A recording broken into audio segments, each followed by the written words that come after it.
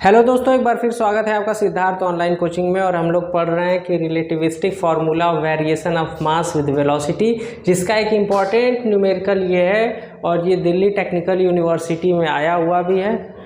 तो और बहुत सारी यूनिवर्सिटीज़ में ये आते रहते हैं और इसी के तर्ज पे और भी न्यूमेरिकल्स आते रहते हैं। तो आप अगर 2-3 जितने भी न्यूमेरिकल्स प्रोवाइड कराए गए हैं, अगर उतना भी सही से कर लेते हैं तो एग्ज़ाम में आप कराएंगे।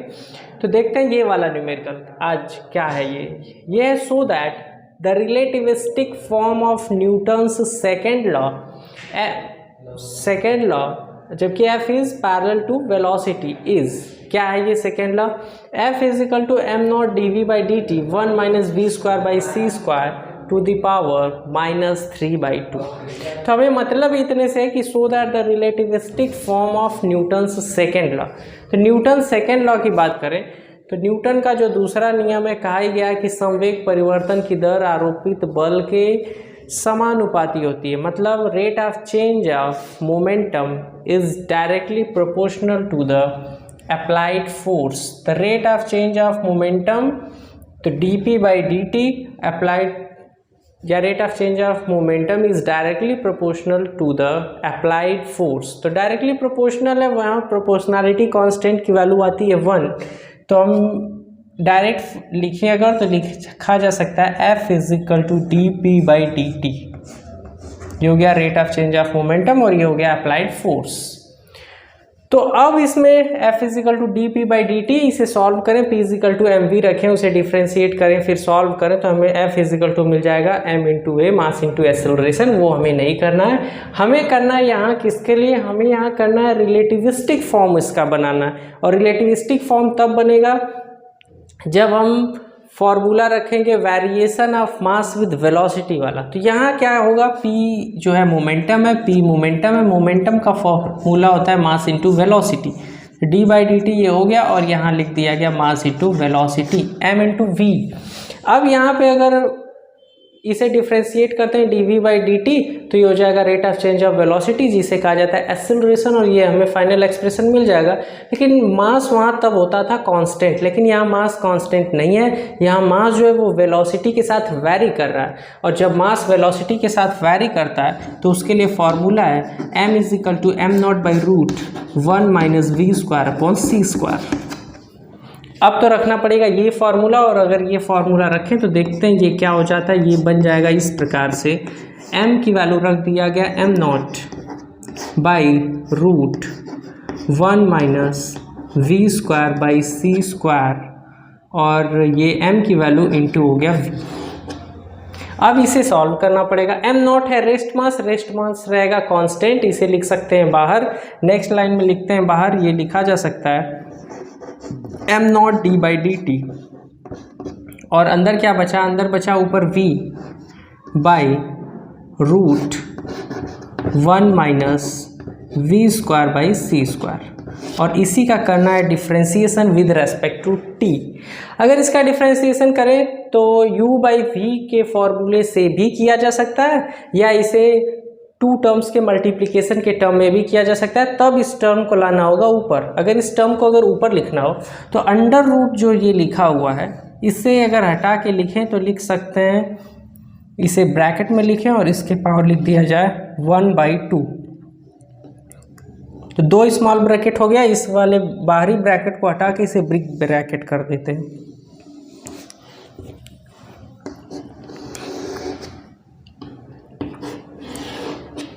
ये वैल्यू हो गई v बाई अंडर रूट की जगह लिख लिए 1 minus we square by C square to the power 1/2। अगर इस वैल्यू को इसके मल्टीप्लाई में लिखना हो, मतलब डिनोमिनेटर से न्यूमरेटर में लाना हो, तो इसका पावर हो जाएगा माइनस। तो इस वैल्यू को ऊपर ही लिख लें अगर, तो ये हो जाएगा 1 minus we square by C square, 1 minus we square by C square to the power, अब नीचे था तो ये था 1/2, ऊपर आएगा तो ये हो जाएगा पावर -1/2। अब इसी टर्म का हमें करना है डिफ्रेंसिएशन इसमें करें अगर तो 2 टर्म्स हो गए। ये हो गया फर्स्ट टर्म इंटू सेकेंड का differentiation plus second term into first का डिफ्रेंसिएशन। तो किसी भी टर्म का पहले डिफ्रेंसिएशन कर लें, एक टर्म को ऐसे ही छोड़ेंगे, फिर दूसरे का डिफ्रेंसिएशन करेंगे, फिर दूसरे टर्म को ऐसे ही छोड़ के फर्स्ट टर्म का डिफ्रेंसिएशन कर लेंगे, ये सॉल्व हो जाएगा। तो करते हैं, फॉर्मूला जानते हैं, फर्स्ट टर्म इंटू सेकेंड का differentiation plus second term into first का डिफ्रेंसिएशन। डिफ्रेंसिएशन कर रहे अगर, तो ये तो हो गया। सबसे पहले फर्स्ट टर्म का ही डिफ्रेंसिएशन कर दें कि ये आसानी से हल हो जाए। तो ये हो जाएगा फर्स्ट टर्म का डिफ्रेंसिएशन, तो dv/dt। फर्स्ट टर्म का डिफ्रेंसिएशन, सेकेंड टर्म को ज्यों का त्यों लिख लिया गया। ये हो गया 1 - v²/c² टू द पावर -1/2 हो गया। तो ये फर्स्ट टर्म का differentiation into second term plus first term into second term का डिफ्रेंसिएशन। चाहे तो हम पहले इसे लिख सकते थे, फिर इसे लिख सकते थे। तो ये हो जाता फर्स्ट टर्म इंटू सेकेंड का डिफ्रेंसिएशन। अब इस टर्म का डिफ्रेंसिएशन करें अगर, तो हम जानते हैं अगर x² है तो उसका डिफ्रेंसिएशन होता है 2x। तो यहाँ पर भी ये एक टर्म हो गया, इसके पावर है -1/2, तो इसका डिफ्रेंसिएशन होगा इंटू -1/2। इसके पावर ये हो गया 1 - v²/c² का पावर था -1/2, यहाँ 2 पावर था तो एक पावर कम किए, यहाँ है -1/2, इसमें से भी एक पावर कम करें तो ये हो जाएगा -3/2। ये हो गया -3/2। ठीक, अब इतने से भी छुट्टी नहीं है, क्योंकि ये टर्म इसका भी डिफ्रेंसिएशन करना पड़ेगा। तो 1 का डिफ्रेंसिएशन करें तो 1 का डिफ्रेंसिएशन तो हो गया 0। यहाँ से अब v के रेस्पेक्ट में डिफ्रेंसिएशन करना है, तो v² का डिफ्रेंसिएशन पहले माइनस लगा हुआ है तो माइनस तो रहेगा ही, ये हो गया माइनस। v² का डिफ्रेंसिएशन होगा 2v/c², और v के रेस्पेक्ट में ही डिफ्रेंसिएशन कर रहे हैं तो ये हो जाएगा dv/dt। इसीलिए इस टर्म को पहले नहीं लिखे, बाकी आप चाहें तो इस टर्म को पहले ही लिख सकते हैं। तो ये फॉर्मूले पे ब्रेक कर दिया गया, डिफ्रेंशिएट कर दिया गया। कैसे? फर्स्ट टर्म इंटू सेकेंड का डिफ्रेंसिएशन प्लस ये हो गया सेकेंड टर्म इंटू फर्स्ट का डिफ्रेंसिएशन। ये तो इस टर्म का डिफ्रेंसिएशन हो गया dv/dt, और इसे रखा गया ज्यों का त्यों। फिर दूसरे वाले में इसे रखा गया ज्यों का त्यों और इसका किया गया डिफ्रेंसिएशन। डिफ्रेंसिएशन करने के लिए x टू दी पावर अगर मान लिया गया, एक बार फिर समझा दें अगर, तो मान लिया गया यहाँ था इस प्रकार से x³ था अगर, तो इसका डिफ्रेंसिएशन करें तो 3x², मतलब यहाँ पे लिखा गया जो पावर था तो पावर 3 था यहाँ, तो यहाँ लिखा गया 3, तो यहाँ पावर था -1/2, तो ये हो गया -1/2। अब पावर एक कम करके लिखें तो ये पावर एक कम करके लिख दिया गया। अब इस ब्रैकेट के अंदर जो है उसका भी डिफ्रेंसिएशन होगा, तो इसका डिफ्रेंसिएशन 0 क्योंकि कांस्टेंट है। अब v² का डिफ्रेंसिएशन होगा -2v, अपॉन में c² कांस्टेंट है, लिख दिया गया। अब फिर v के रेस्पेक्ट में ही डिफ्रेंसिएशन कर रहे हैं तो ये हो जाएगा dv/dt।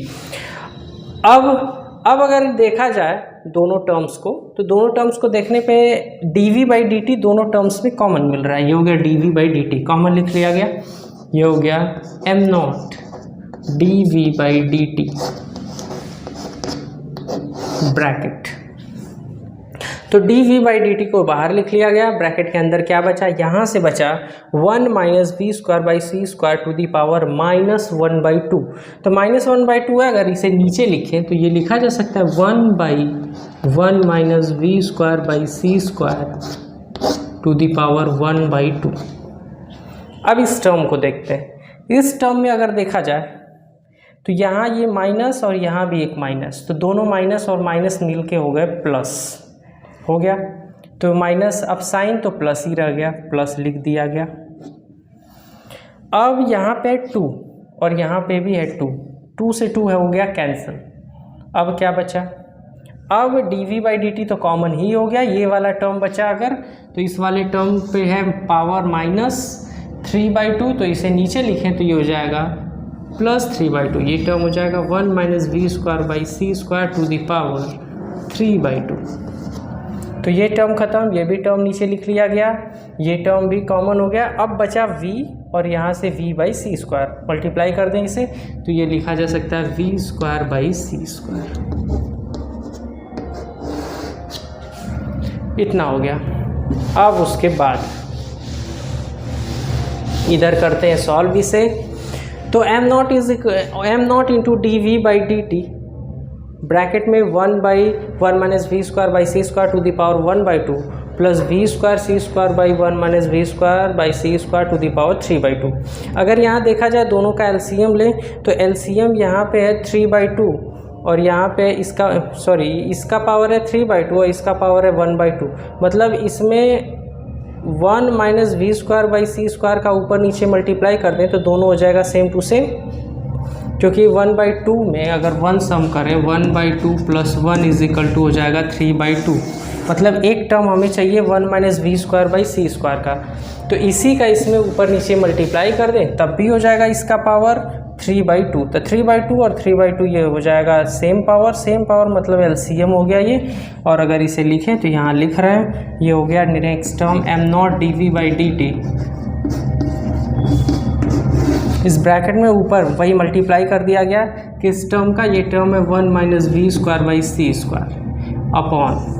अब अपॉन में दोनों के लिए एलसीएम की वैल्यू इधर भी मल्टीप्लाई हो ही गया 1 minus we square upon C square का, इसमें भी मल्टीप्लाई करें तो इसका पावर है 1, इसका पावर 1 होने की वजह से इस पावर में ऐड हो जाएगा और ये हो जाएगा 3/2। तो दोनों में पावर 3/2 तो एक ही टर्म लिख रहे हैं, ये हो गया 1 minus we square by C square to the power 3/2।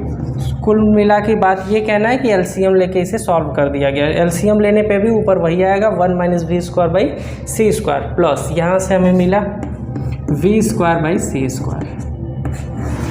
तो ये v square by C square, ये minus we square by C square, ये दोनों हो गए कैंसिल आउट। बचा क्या, बचा m naught D V by D T,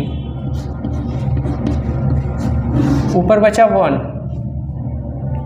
तो अगर 1 बचा तो 1 upon 1 minus we square by C square to the power 3/2, या इस पूरे टर्म को ऊपर ला सकते हैं। और अगर इस पूरे टर्म को ऊपर लाएं तो लिखा जा सकता है, क्या लिखा जा सकता है इस पूरे टर्म को लिखा जा सकता है पावर माइनस 3/2, नीचे प्लस 3/2 है तो ऊपर आएगा तो ये हो जाएगा इसका इनवर्स।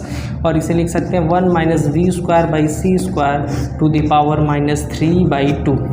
और यही हमें प्रूफ भी करना था, यही है फार्मूला, यही है एफ़ के लिए फोर्स की वैल्यू। तो फोर्स यही एफ़ चल रहा था, एफ़ इधर लिख ही रहे हैं तो लास्ट में इधर एफ़ फिर लिख दिए। एफ़ इज इक्वल टू आ गया m naught D V by D T bracket में 1 minus we square by C square to the power minus 3/2। यही प्रूफ करना था और यही था relativistic form of Newton second law. तो यहाँ पे variation of mass with velocity के न्यूमेरिकल्स इस कोचिंग की ऑनलाइन कोचिंग की तरफ से समाप्त हुए। आपको पर्सनल समस्या हो तो हमें मैसेज लिख के बता सकते हैं, जिसके लिए आपको नंबर एक प्रोवाइड कराया गया है। कोई भी क्वेरी हो उस पर आप मैसेज कर सकते हैं। तो मिलते हैं दोस्तों नेक्स्ट वीडियो में। Thanks for watching.